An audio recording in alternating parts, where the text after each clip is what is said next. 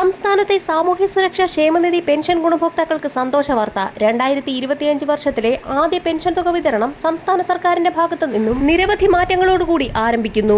2024 വർഷത്തിൽ കുടിശ്ശികയായിരിക്കുന്ന 4 മാസത്തിലെ പെൻഷൻ തുകയായ 6400 രൂപയുടെ വിതരണം സമയബന്ധിതമായി സർക്കാർ കൊടുത്തു തീർക്കുമെന്ന് പ്രഖ്യാപിച്ചതിന് പിന്നാലെയാണ് സംസ്ഥാനത്ത് ജനുവരി മാസത്തിലെ ആദ്യ ഗഡു പെൻഷൻ തുക വിതരണം ആരംഭിക്കുന്നതിന്റെ ഭാഗമായുള്ള നടപടികൾ സംസ്ഥാന സർക്കാർ ആരംഭിച്ചത്. ജനുവരി മാസത്തിലെ തനത് പെൻഷൻ തുകയോടൊപ്പം നിലവിൽ കുടിശ്ശികയായിരിക്കുന്ന പെൻഷൻ തുകയിലെ ഒരു ഗഡു കൂടി അനുവദിച്ചേക്കുമെന്നുള്ള റിപ്പോർട്ടുകൾ ഉണ്ടായിരുന്നെങ്കിൽ പോലും നിലവിൽ ഒരു മാസത്തിലെ പെൻഷൻ തുക വിതരണം ചെയ്യുന്നതിനുള്ള തുകയാണ് സംസ്ഥാന സർക്കാർ അനുവദിക്കാൻ തയ്യാറായിരിക്കുന്നത്. വിധവ, അവിവാഹിത പെൻഷനുകൾ കൈപ്പറ്റുന്നവരിൽ നിരവധി അനർഹർ കടന്നുകൂടിയിട്ടുണ്ട് എന്ന കണ്ടെത്തലിനെ തുടർന്ന് വലിയൊരു വിഭാഗം പെൻഷൻ ഗുണഭോക്താക്കളെ പെൻഷൻ പട്ടികയിൽ നിന്ന് പുറത്താക്കുകയും ഏറ്റവും അർഹതപ്പെട്ട ആളുകളിലേക്ക് മാത്രമായി വിതരണം ചുരുക്കുകയും ചെയ്യുന്നതിന്റെ ഭാഗമായി ജനുവരി മാസത്തിൽ ആദ്യഘട്ടമെന്നോണം ഒരു ഗഡു പെൻഷൻ തുകയാണ് എത്തിച്ചേരുക. അനർഹരെ ഒഴിവാക്കിക്കൊണ്ടുള്ള പുതിയ പട്ടിക പ്രസിദ്ധീകരിക്കാൻ സമയമെടുക്കുന്ന സാഹചര്യത്തിൽ കൂടുതൽ തുക വിതരണം ചെയ്യുന്നത് നിലവിലെ പട്ടികയിൽ കടന്നുകൂടിയിരിക്കുന്ന അനർഹർ തുക തട്ടിയെടുക്കുന്നതിന് കാരണമാകും. ഇതോടൊപ്പം തന്നെ 2025-26 ബജറ്റ് 2025 ജനുവരി അവസാനം KN ബാലഗോപാൽ അവതരിപ്പിക്കാനിരിക്കെ ബജറ്റിൽ ക്ഷേമ പെൻഷൻ ഉയർത്താനുള്ള നീക്കവും നടക്കുകയാണ്. പെൻഷൻ തുക 2000 രൂപയിലേക്ക് ഉയർത്തുമെന്നുള്ള സൂചനകൾ നേരത്തെ പുറത്തു വന്നിരുന്നെങ്കിൽ പോലും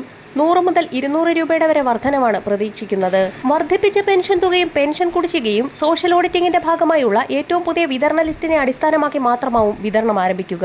ജനുവരി മാസത്തിലെ പെൻഷൻ തുക വിതരണം ചെയ്യുന്നതിലേക്കായി 850 കോടി രൂപ അനുവദിക്കുമെന്ന് ധനമന്ത്രി നേരത്തെ തന്നെ വാർത്താ സമ്മേളനത്തിൽ വ്യക്തമാക്കിയിരുന്നു. ജനുവരി മാസം 20-ന് ശേഷം പെൻഷൻ വിതരണം ആരംഭിക്കുമ്പോൾ നിലവിലെ ലിസ്റ്റിൽ ഉൾപ്പെട്ട എല്ലാ ഗുണഭോക്താക്കൾക്കും പെൻഷൻ തുക എത്തിച്ചേരും. വരും ദിവസങ്ങളിലെ പെൻഷൻ അറിയിപ്പുകൾക്കായി ചാനൽ സബ്സ്ക്രൈബ് ചെയ്യാൻ മറക്കാതിരിക്കുക.